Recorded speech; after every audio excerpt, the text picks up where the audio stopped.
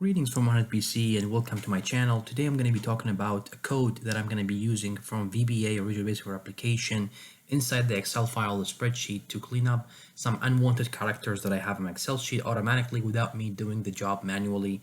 And specifically, it will be very handy if you got a file that has 100,000 of rows. You don't want to waste your time to do that. So to get started in here, I'm just going to go and show you the code. I'm just grabbing it from the Microsoft website. So I'm just going to click here and copy it, and I will include it in the description box for you to paste it as well. So it will be handy for you to grab it. I'm going to minimize this and go to my spreadsheet.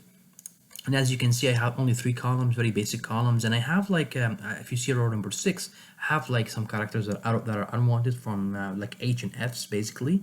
And I want to remove this automatically without me just going, manually and click and delete the row. This is very handy if you have a big file, as I said. So to get started, just make sure you have a developer tab in Excel. And if you don't, you just have to go to File and then basically go to Options and then go to Customize Ribbon. And you have to click on a tick mark for Developer tab, and that will include it in your Excel. I already have it added, so I'm not going to do that. So I'm going to click Cancel, go to my Developer tab, then open up the Visual Basic from the left side in here, and then just double click the sheet number 1 with the mouse. That will open the module for us. So I already copied the code. I'm going to just paste it in here. And just to walk you through the code basically will loop through the cells. For example, from A1 to A10, in my case will be from A2 to A60 or whatever, or to A100. And I will have the code use a loop, and the loop will go and check for a specific variable, and it will delete the entire row when it finds it. So in here, my variable wouldn't be X, it would be H. So I'm going to go to my Excel file, just highlight the row that I want to delete, right click with the mouse and click copy, and then go back to the module and just paste this instead of the X. So just delete the X, backspace, and paste it.